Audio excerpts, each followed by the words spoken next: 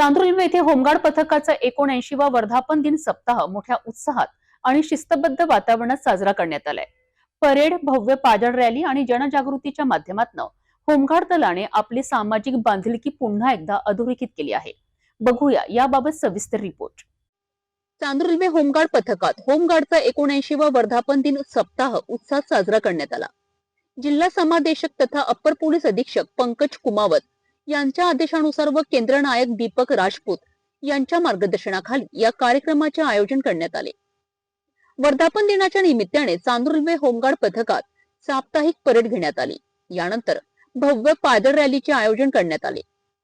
ही rally police station Chandur railway येथून सुरू होऊन cinema Chowk, Balasaheb Thackeray Chowk, railway station Chowk, Shri Chhatrapati Shivaji Maharaj Chowk तसेच शहरातील प्रमुख मार्गांवरनं मार्गक्रमण करत तालुका समादेशक कार्यालयाजवळ समारोप झाली आहे।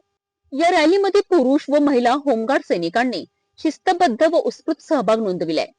या रॅली दरम्यान होमगार्ड संघटनेचे कार्य, आपत्कालीन सेवा, सामाजिक सुरक्षा व नागरिकांच्या मदतीकरिता होमगार्ड दलाची भूमिका याबाबत जनजागृती करण्यात आली आहे। यावेळी तालुका समादेशक अधिकारी चंद्रकांत उर्फ ललित पवार यांनी उपस्थित होमगार्ड सैनिकांना 79व्या वर्धापन दिनाच्या शुभेच्छा दिल्या।